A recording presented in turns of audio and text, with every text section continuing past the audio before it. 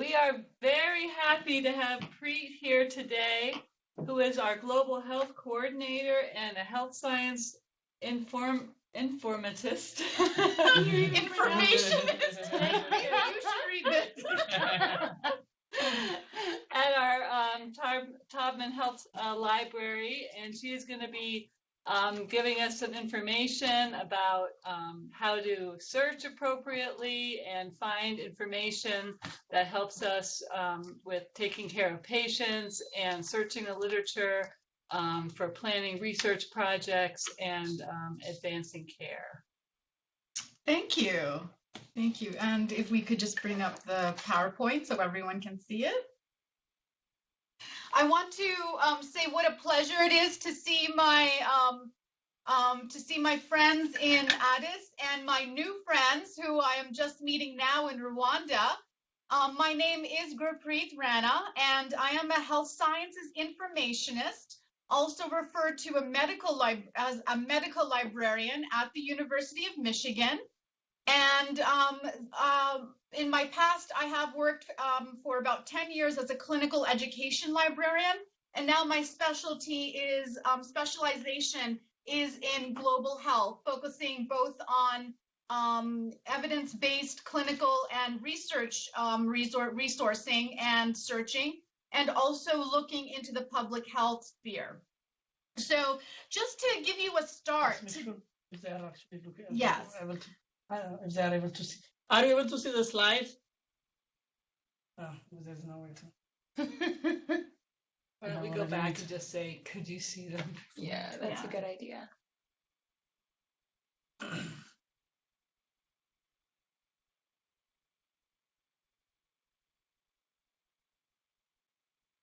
They're very patient. Very patient. Yes. If they can't see the slides, this is over. I'm serious. I'm not joking. No.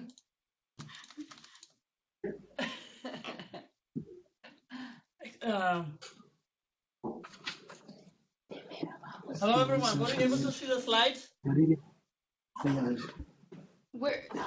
you guys see the slides? Early on.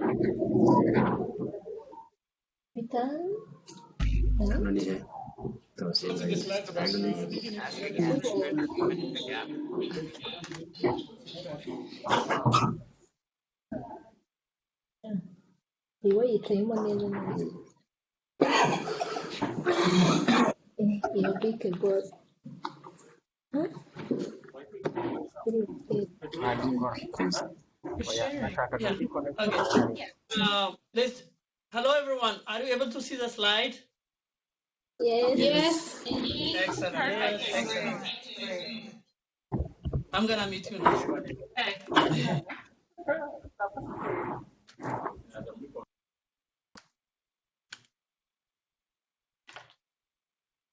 Go for it. So thank you so much for joining us today. And as I said, today is, as we said in our description, today is going to be a starting point. We have a long journey together.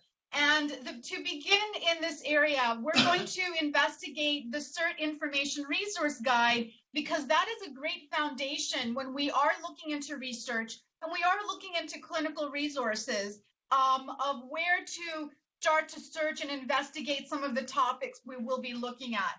Also, speaking as someone who has been a librarian in the clinical setting, there also are some very good clinical sources here. Some of this may be review for some of you, but I'm sure that it will be new information for some of you as well. So let's start with some theory to begin with. So let us say that this is us. We are one group. We are all together. Rwanda, Ethiopia, Michigan, we are all one. But let's say we are trying to find information. This is what our information world seems to look like right now. It looks like everything is all disorganized. There's so much coming at us. And by the way, all of the sources that you see here are freely available. These are ones that I use almost every single week, and you may recognize some of them, such as PubMed and Hinari and the World Health Organization. But also there's some others there that you may want to look into, and we will talk about in a moment. So to begin with some of the theory theory of information and searching of the literature, there is more than one way for us to look at this. The first thing that we need to think about when we are looking and conducting research or even working in the clinical environment is what we think about as information overload. This diagram comes from an article called Information Chaos in Primary Care, Implication for Physician Performance and Patient Safety, from the Journal of the American Board of Family Medicine, which you can see the link, the citation there. Really what we're trying to focus on here is both research and the clinical setting, and think about what we often refer to as information overload. So for example, an example of my information overload is I have too much email. It is taking over my life. Yolanda, what is an example for you? My chart. I have too much. Electronic health record. Yes. Okay. Yes. Too much charts. Yes. Burhanyu. I mean, too many papers to look at. Well, you make your own problem. And how about you, Lizzie? Too many papers from Burhanu. And Kathleen? Too many email lists. Yes. So you and I have a similar problem where we all are looking at knowledge. We often refer to this as information overload, but information overload is only one portion of what we can consider information chaos. So that is when we have too much information coming at us. Either, let's say there's a patient case with many pieces, or there's a research topic where we have to figure out how to best coordinate the research question and synthesize conclusions or information and organize that information, biomedical information. Another one is underload. We have all experienced underload where information is lacking. Either it is access to information is lacking, or it could be the fact that it's a new topic and information is lacking. I will tell you, my PhD students are thrilled when information is lacking, but so it is all contextual. Scatter. Now, this is an issue that as a medical librarian, we deal with every single day, is the information is located in multiple places. And what I hope in our series, as we go forward, we talk about how to bring some of these scattered locations together. Also, conflict. Now, Burhanu, you've experienced conflict where one data source is telling you one thing, one is telling you another. You have to evaluate the source to find out which one is correct. Isn't that right? Yes. So thank you for your lengthy response. And then we also have by the way, anyone who knows me here at CIRHT, and you will get to know me, I like to have fun at work. I like to enjoy teaching, so I like to tell little jokes, especially at Burhanu's expense, but not always. So erroneous information. That's the next piece, is where we have information is incorrect. How do we make sure that we validate that and make sure that we are looking at the correct information?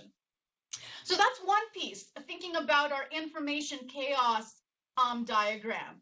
But one of the most important pieces, and Burhanu, you and I were talking about this last week, the bottom line when you are working in the clinical setting, and you will know this, or in the research environment, is thinking about what is your question. Focusing your clinical or research inquiry. And you'll see there that I have a picture of some titration. I often think of the question as titrating it down to the question. And my father is a biochemist, so many words such as titration were used in my house as growing up.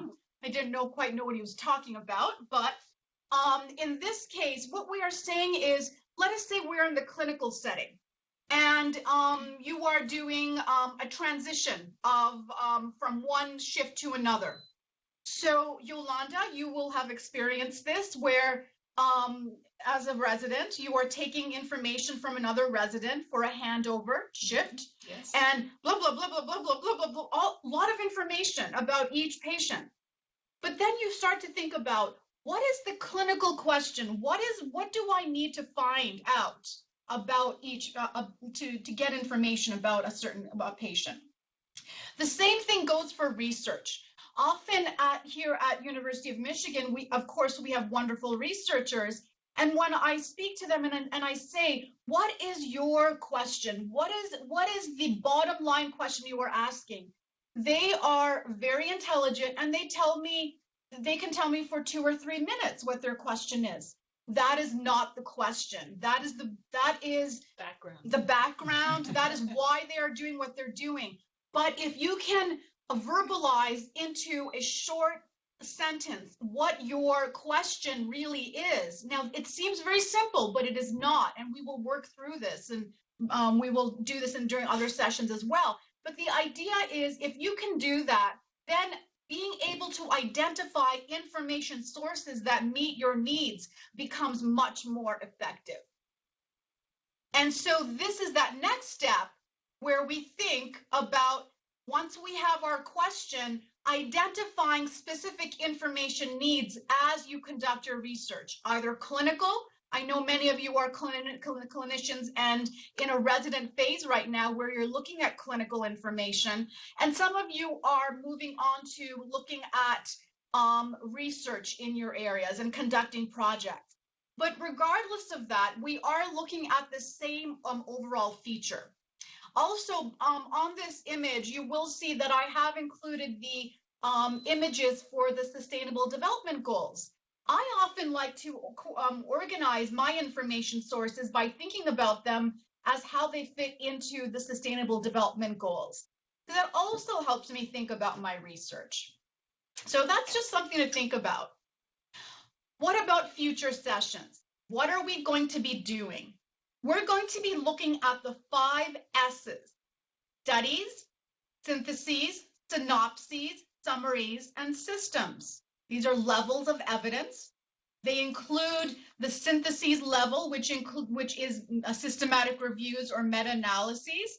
But there are other portions here that we're going to be looking at some of these today, of course, but not as much in a organized manner as we will in the future, as we look at strategic searching of relevant information sources and levels of evidence as they relate to the work we do. So it's really important to be able to identify your information sources. And that can be done when you have developed your question and say, okay, I need to find information at the synthesis level. I need a systematic review. Or I am looking at background information. Therefore, I need to go to a textbook. So understanding your question allows you to understand which information level you need to be at.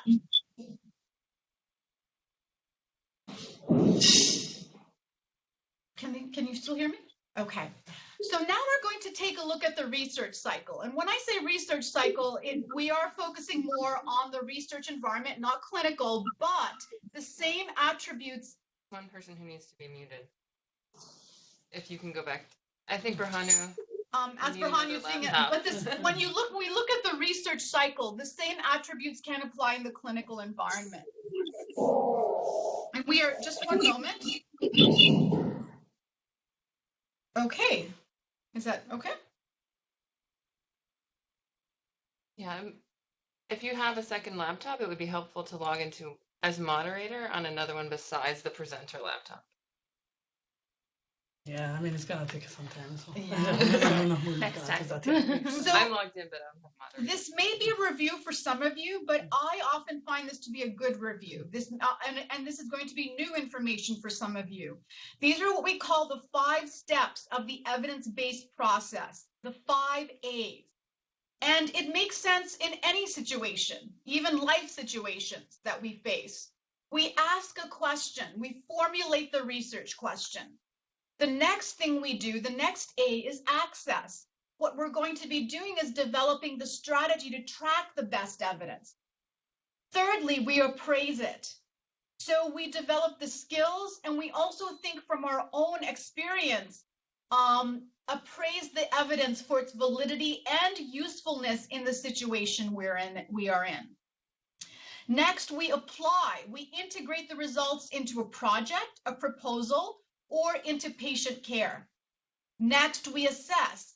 We evaluate the effectiveness of the of the either a therapy or a diagnosis, or in this case, a process in the research setting. And then we do it all again. So the 5 A's are very specific as you think about formulating the research question and formulating a research protocol.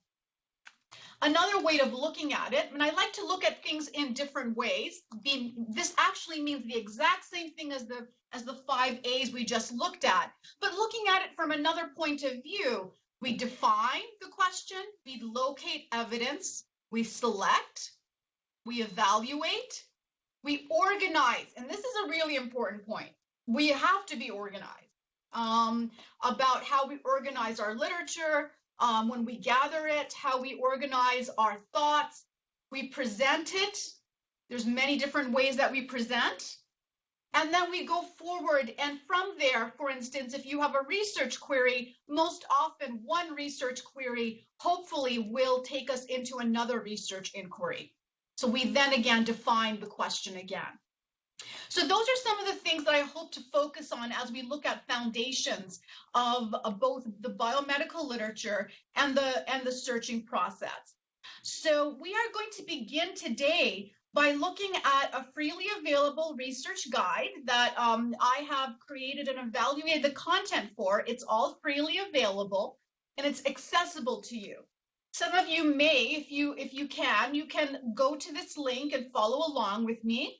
But I would encourage you to just spend some time looking at the slides that we have just to save time, and look at some of the guide that I'm going to be highlighting, and some of the sources which within the guide that I think are going to be useful and give you an idea of what's in there. So again, you can link to this from the CIRHT main page, the main homepage, or you can use this link. You will be getting these slides, of course.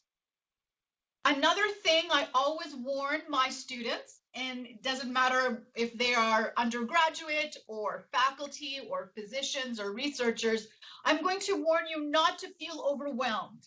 There's going to be a lot of information coming at you today, but I have some homework for you. So today we're going to build awareness of some new skills and some specific information sources. Later, and this can be later in the day, it can be later in the week, this cannot be later in the year. We hope to do this sooner than that, is practice and discuss some of these sources with your colleagues, with your mentors. And I highly recommend that, because looking at an information source and applying it in your own needs is different than me telling you about it. Next, really what we're focusing on today is recognizing your information environment as a foundational step towards strategically searching biomedical literature and data sources. Very often we are so excited, we want to get right into searching for systematic review literature. We want to get right into searching conducting critical appraisals in the clinical setting. But it's really important for us to think about the foundations and the type and the levels of evidence that are out there, so we can become exceptional searchers. And I know all of you will be. This is a screenshot of the main page of the Center for International Reproductive Health Training Guide. And you can access it. There's a picture of me on there. They make us put those pictures on there. It actually, I made an effort, so I cleaned up, wearing contact lenses. Didn't do that today, sorry guys. But what it really shows you are some of the ways that we are presenting information for you. All of the content here is evaluated. I evaluated, or other colleagues who are information.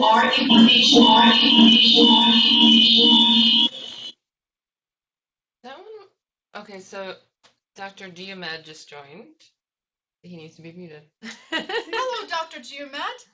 Thank you for coming. He muted himself, I think. So thinking about that, just taking you through some of these. Again, this is evaluated content. We have reviewed it for validity and accuracy and source. It's very important, the source and the currency of the information. But there's different types. So what we're looking at here is an overview of the different types of information sources that are accessible to you. And on this main page, we also have a link to new, and in the blue box, new and noteworthy information. So if there's something exciting or new, for instance, there's a new family planning evidence database, which I've highlighted there. I've also highlighted a new UM-CIRHT framework for abortion care, which we have recently published here. So we're very excited about that and to share it with you. Another section at the bottom is keeping current. It is so vital to be able to keep current, to know what is going on in the field of OB-GYN, in family planning, reproductive health care, and there are organizations, including CIRHT, which can help you do that. So let's take a deeper dive. So you see how this arrow, it's just a larger view of what you see there in the red box. So there's different types of information sources we have here. Overview, research and clinical, EBM and critical appraisal, open access journal content, so literature there, electronic books and publications, data sources, mobile, which we're not going to cover today. But mobile resources, as you know, are very vital, but we will look at them at another time. Organizations, other data sources such as the global burden of disease. And as you can see, the others are skills sets, scientific writing, information resource training tools, and learning opportunities. So going through this slowly, the very first one I wanted to share with you is the idea of keeping current, being aware of your environment around you. And one of the great, I think a really good source, and by the way, anyone here at our table, if you'd like to share, is FIGO News. I think that's a very good place, not only to find research topics, but to stay on top of the work we do. And Yolanda, would you remind me what FIGO stands for? How about the International Federation of Obstetrics? I mean, that one's kind of tricky because it's not. I know, because it's the French French, order right? of the acronym. The reason why I did mention it is the reason I did mention it is because it does have it's the French order. So I just wanted to mention that. So it's International Federation of Gynecology and Obstetrics, and those of you who speak French, FIGO will make more sense as a title. But FIGO has a wonderful website with excellent publication and sources. And one area that I really like to look at is the news section. So you see there, you have making universal health care work for women, dedication to health and human rights, fertility and environmental health. And that really was intriguing to me, the idea of fertility and how it connects to our environment. So thinking about that, reports that come out, different news sources, those type of things can lead us to research projects. So I am telling you not to discount good sources of current awareness. Now, going back to the research guide, and just because I have so many slides here, every time we go back to the research guide, you will see this red square box that says CIRHT Information Resource Guide. And we are using screenshots instead of going to the live internet to save us download time right now. Otherwise, we would be looking at these on the web. So one section that I really want you to investigate is research and clinical sources. So again, these are all freely available, but these are ones that I actively use in teaching and instruction of our own faculty and trainees here at the University of Michigan. They're quality sources. So here we have the clinical sources such as Cochrane Library, TRIP database, WHO Reproductive Health Library. And if you scroll down in the page, you will also see in this section where we have research databases. PubMed is one that you may be very aware of. Popline is one I want to make you more aware of. Google Scholar, many people forget about Google Scholar. So those are some things that we want to look at. Going back to the same page for research and clinical resources, we're going to focus on one particular one, and I'm really, really excited about this one with the red star beside it. It's ECRI Guidelines Trust, and I'm just going to read what it says there. A portal to clinical practice guideline briefs now available to the healthcare community, freely available but registration required. I am so excited about this because there was a source available through the US government called Guidelines Clearinghouse and included guideline summaries from all over the world from organizations such as hospitals, universities, and associations.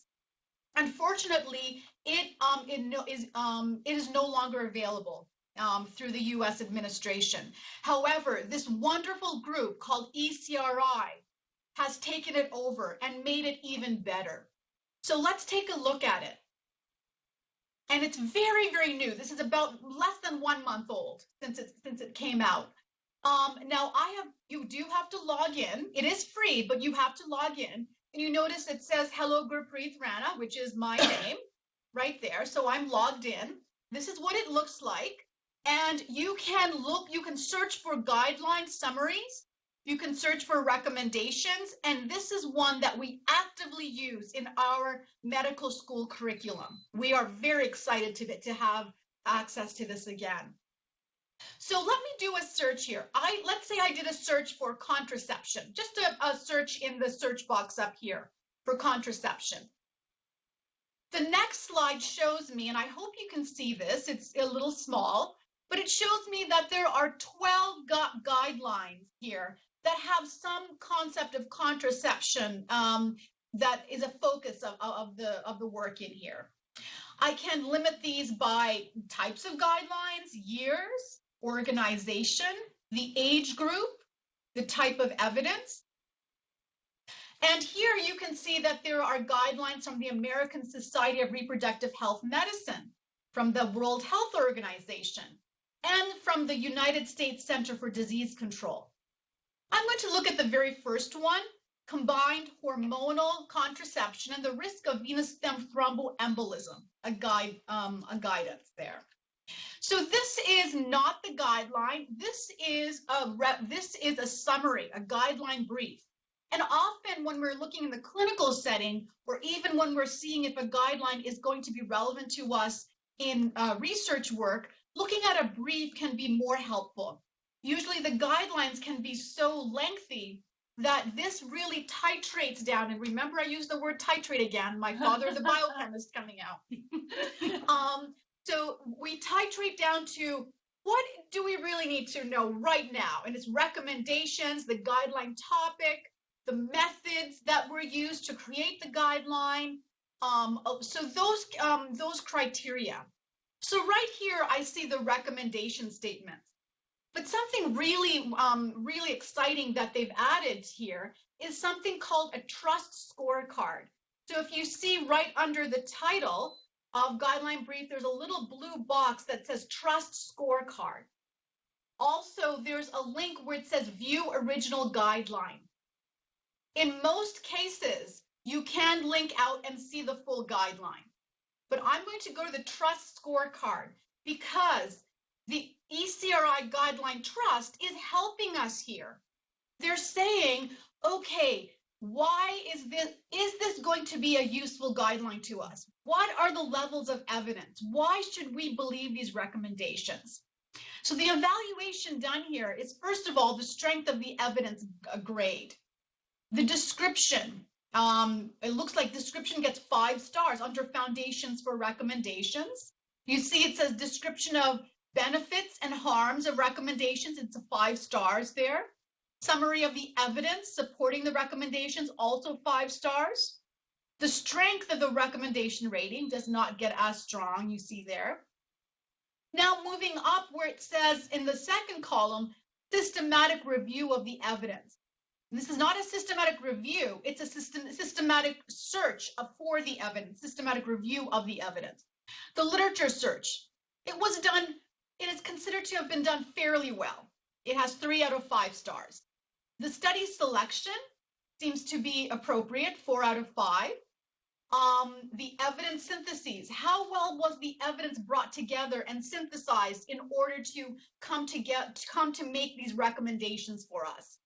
So that is 4 stars. You can also link and see what these all mean, what the criteria for this evaluation is, under the link where it says learn more. So thinking about this, is it multidisciplinary? Yes. So thinking about this as our trust scorecard, that's something really I think is exciting. And again, I'm just going to show this quickly to you, but we can link out and see the entire guideline. Usually the entire guideline is going to be much more lengthier, so it's something that we might look at in the research environment as opposed to being in the clinical setting.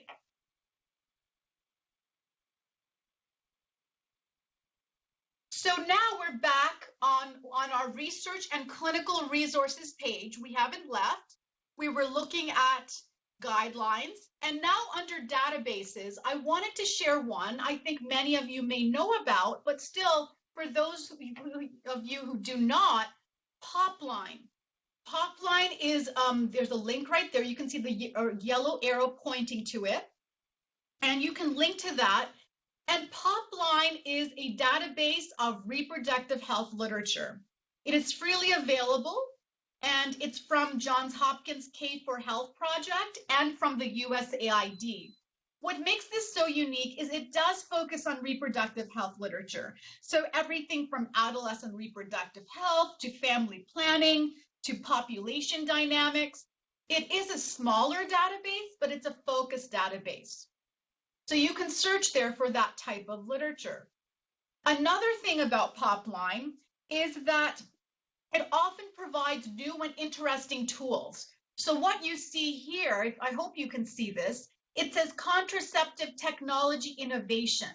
If you click there, you're going to go to a new resource guide about contraceptive technology innovation. And by the way, this was just added. I have not even gone to look at it. So maybe this is the topic for a whole nother webinar, right? And Yolanda will be leading that one. I will not. I would like to say I'm a medical librarian, not a physician. My mother likes to think I'm a physician.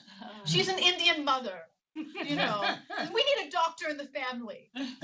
And unfortunately, I'm the one who comes the closest. But moving along, we are now looking at the next section, open access journals of our search resource guide. Seeing the red box, we are back on the guide now. So what you see here are selected open access OB-GYN journals.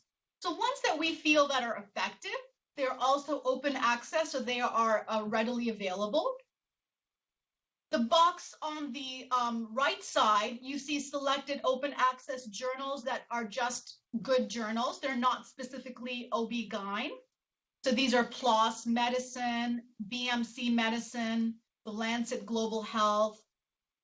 And then if you scroll down the page, you will see ones that are African open access journals.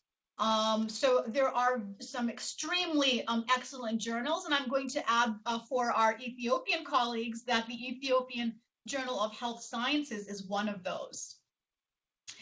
Looking at this and looking at the open access material that we do use, one of the ones that I feel I get the most use out of is the Lancet Global Health Portal. The Lancet Global Health Portal is open access information, but it provides us with more than that. And so looking at it, we can see information about commissions. So last week, a new commission was just published on refugee and migratory health, and it's making a lot of news, and it's going to be quite impactful because it also includes the idea of reproductive health care for refugee and migrant women. But then you also see that there's a recording here on viral hepatitis. This is a brand new terrorism and health, but then there's also links into global burden of disease and other sources, looking into global health as it advances women in science.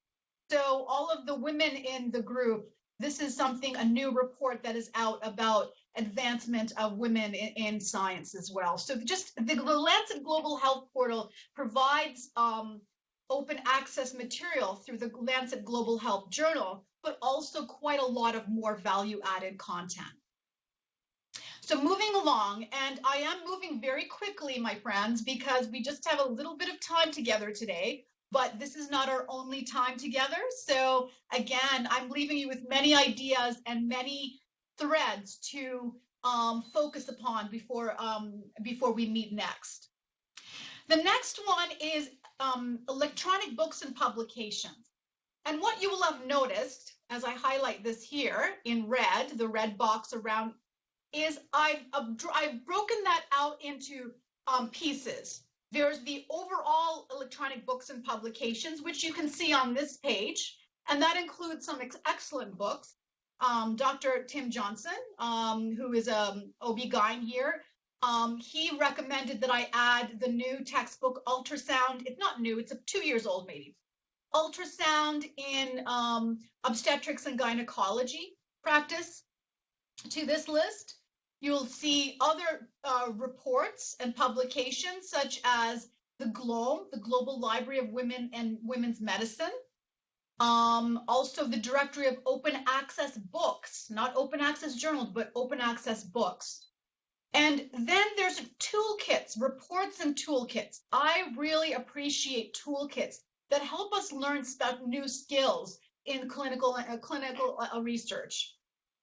We've broken this down into comprehensive abortion care, family planning, reproductive health, and maternal mortality, if you look in the red box here, where we've broken these down. So if we look into some of the subsections, here's the subsection for family planning. We have electronic books and report and I'm being very selective here. I just want to make sure that there's a place to introduce the concept. So many of you will have seen the K4 Health Family Planning Global Handbook. That is something that we see in print. You can access on your mobile phone, and you can access online as well. Very nice one, isn't it? Anything you want to say about it? No. Please do not whisper. Speak up. I called you out. And also, you see there's toolkits and briefs. What do we mean by toolkits? Well, toolkits, the K4 Health organization provides toolkits for our learning, as do other organizations such as PSI, or one that we are all aware of is JPIGO. Did I say that correctly?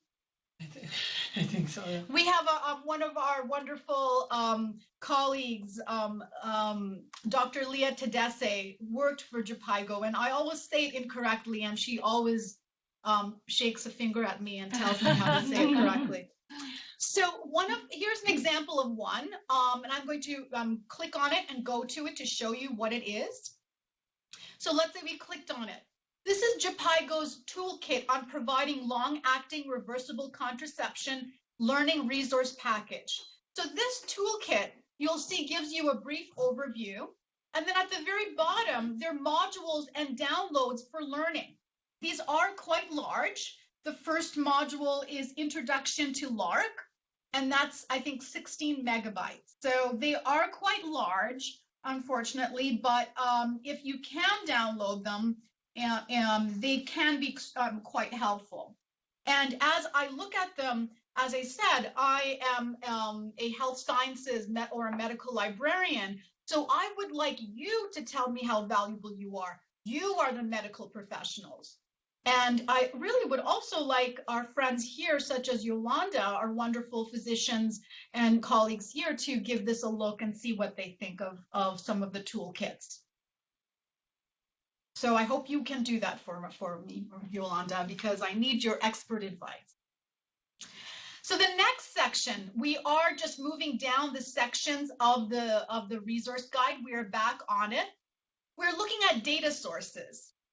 So we are looking at many different data sources that are available to us. Family Planning 2020 Data Hub is one. Another one is the Demographic Health Surveys, which again are excellent sources of information when it comes to understanding the population health and nutrition, fertility issues within a specific country. And so you'll see a lot of these different data sources. And so there's so much of this. And it's so important when we are working in research, being able to find the facts, such as maternal mortality or unmet family planning needs. So the little statistics that, where do we find these? So these are some of the tools that can help us find those. Let's go ahead and take a look at one of these. And we're going to look at Track 2020. Has anyone here looked at Track or heard of Track 2020? Track 2020 is a deeper dive into the statistical hub of Family Planning 2020. So let us click on that and we can look at different countries. There are, I think it's 69 different countries that take part, including Ethiopia and Rwanda. But because I did not want to choose between my Ethiopian Rwandan colleagues, I decided to go with my country of heritage, India. So there's no fighting. We're all just looking at, my country of heritage, India. So here we see that there's the general information. So what we're looking at is we're looking at projected trends in contraceptive prevalence. And then we can look into core indicators. So when we're doing research, and Farhan, you tell me how you feel about this when you're writing a paper or conducting research. You're like, where do I find those facts? Have you ever experienced this? Yeah, I mean, you always need to get some background information. Yes. Or actually, even state specific aims, yeah. Yes. So of course, yes, there's statistical analyses, all those must be done, but we need to put our research into perspective. And so these data visualizations and this information helps us. So on this slide here, you see some of the nutritional needs, some of the unmet family planning needs, and those that have been met, and other indicators, both in long and short-term contraception in India. And it's a summary of the work in India. You can also look at this regionally. I found that to be very interesting, that it does break into the regional areas of India to look into that. And so you can look at an indicator graph, additional analytics as such. So again, we are back now on the CIRHT resource guide. And you will now notice that there are subsets to the data sources that we see here. So here we have data sources overall, and then if you click on that, you'll see two subset boxes. One is a subset for data sources for Ethiopia, and that is what you are looking at now. I would be very, very grateful if some of our colleagues, if they know of good statistical sources of data sets, we're not, that's what we're referring to here, or country reports, if they would share them with me so we can share them all together on this page. These are just a few of the ones that I'm aware of. And this includes the Demographic Health Survey for Ethiopia and the statistics that are collected by the Ministry of Health. In addition to that, you see country reports from the World Health Organization and also from the World Bank on Ethiopia. Let's look at our next link, which is our wonderful colleagues in Rwanda. And here we see again the Demographic Health Survey for Rwanda, which, as you know, was conducted not too long ago, 2014, and additional sources. But again, you see some interesting statistical sources for Rwanda in the box on the right-hand side. And one that I found very intriguing was the Rwanda Health Observatory. I had not seen it before. I had started to investigate this. So that I felt to be really quite interesting as the government of Rwanda has pulled together this health observatory in, I think, the same way that we would think of the World Health Organization's observatory. So again, another one to look at. We are not going to skip over. We're not going to look at mobile resources today, but please, I encourage you to do that on your own. We are now going to the next section on the box here, which is on the guide, which is organizations and initiatives. And many of these organizations are ones that are relevant to us on a regional level. And that could be ones like the Ethiopian Public Health Association, and then others that are relevant on a broader level. So this would be IPAS or Guttmacher Institute, or even the Association of Reproductive Health Professionals. And you can see several ones here. And this also includes JPIGO as an organization. So some of these are FIGO. We were just talking about FIGO right now. So these are ones that I think it's very useful to go in to see training opportunities, to see the resources that are available, and of course the opportunities for conference.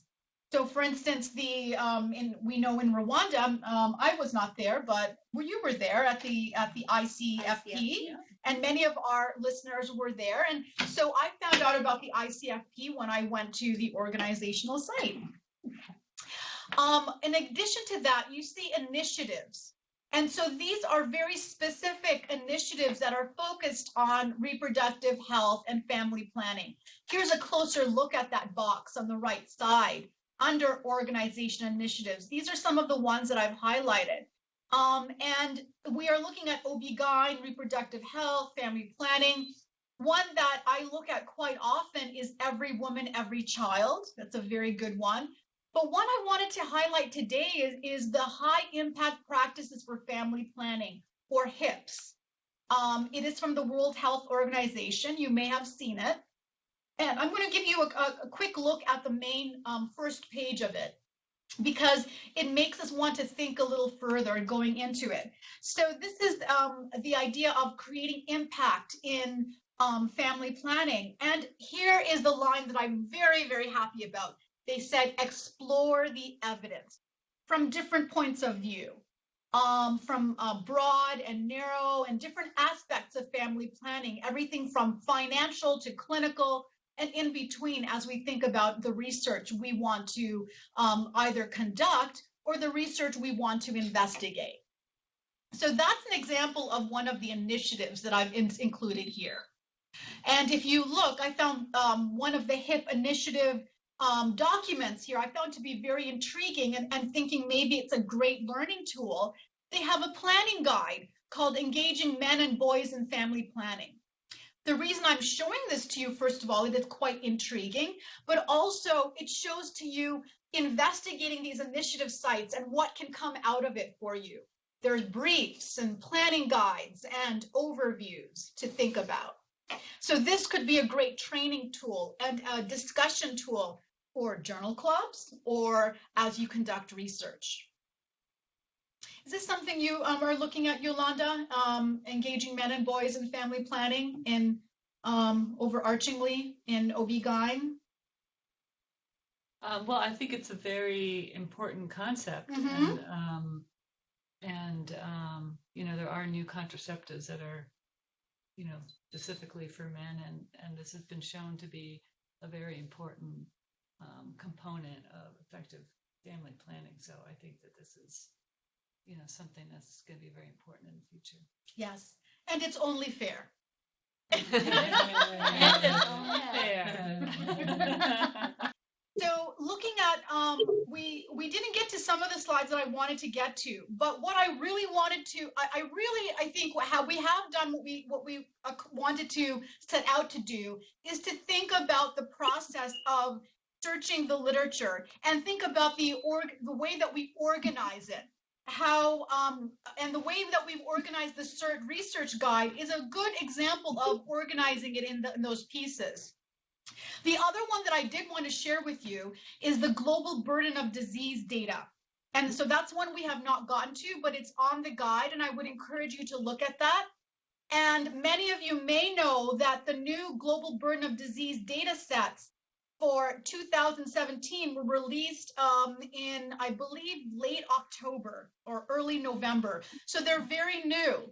And when we think about global burden of disease, either in from country to country or as a whole, you will know that Lancet is doing a wonderful job in addressing these, both from issues of reproductive health and reproductive health issues.